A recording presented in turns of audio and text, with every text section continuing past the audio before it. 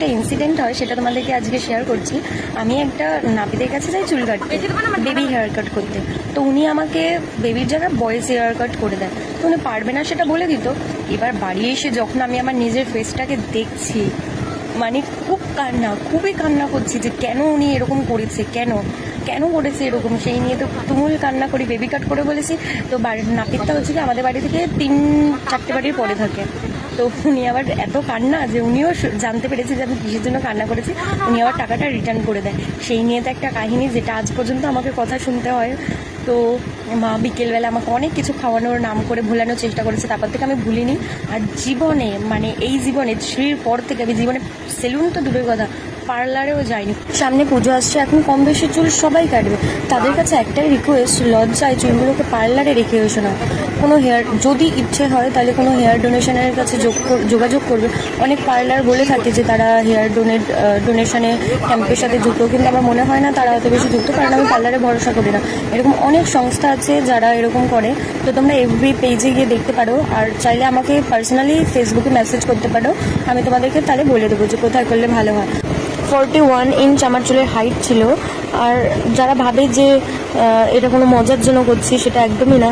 তোমরা চাইলে যাদের ক্যান্সার আছে, ক্যান্সারের ফলে নিজেদের কনফিডেন্স হারিয়ে ফেলে, এরকম অনেক মানুষ আছে ক্যান্সার হয় নিজের কনফিডেন্স হারিয়ে ফেলে।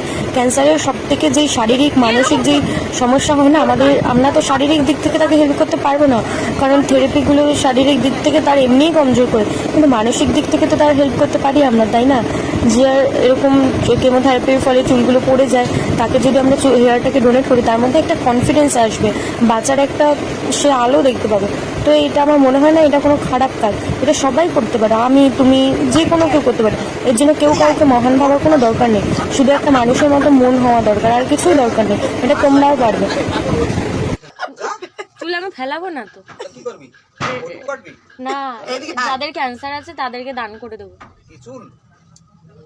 চুলটা ওখানে বসে কাট, এখানে আমি তো শান্ত করব, তো গায়ে তো সিটকে মিটকে যাবে না। ঘরে কাটি একটা লাথি দেবো, এদিকে চলো ওদিকে যাও, ওদিকে যা, বাইরে যাও, ওখানে বসে বসে কাট, ফিরে নিয়ে যা, রোদ্দুরের ভিতরে বসে আরাম ফিরে নিয়ে যা। আমি এই করুম ওই মাছ কাটার উপরে এরকম দাগ, এরকম দাগ, কি তোমাদের চুল থাকবেই, ভালোই লাগছে।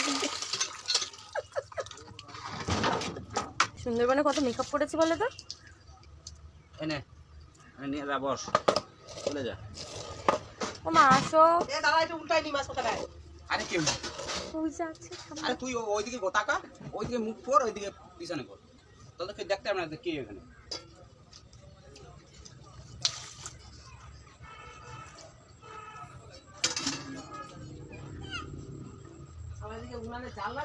এখনো তো অনেকে এটা ভাবছে নিজের কনফিডেন্স হারিয়ে লোককে কনফিডেন্স দেওয়া, এটা আবার কেমন ব্যাপার? আমার কনফিডেন্স আগাগোড়াই, আমার চুল থাকুক না থাকুক আমার কনফিডেন্স অনেকই আছে। আর হচ্ছে গিয়ে আমি অত বেশি একটা বাইরে বেরাই না, এর জন্যই আমার কনফিডেন্সটা আছে। বাইরে বেরালেও থাকে, এখনও আছে। আমি যখন এক্সাম দিতে গিয়েছিলাম তো 2-3 জন মানুষ আমাকে জিজ্ঞেস করেছিল, তাদেরকে যখন বলেছি আমি, সত্যি বলতে আমার খুবই প্রাউড ফিল হচ্ছিল, তারা আমাকে অনেকটাই প্রাউড ফিল করেছিল, যার জন্য আজকে আমি এই ভিডিওটা পোস্ট করছিলাম। আমি কোনোদিনও পোস্ট করতাম না, আর এই ভিডিওটা আমি করেছিলাম, মানে আমাদের বাড়িতে আয়না নেই, তো ফোন দিয়ে করেছিলাম।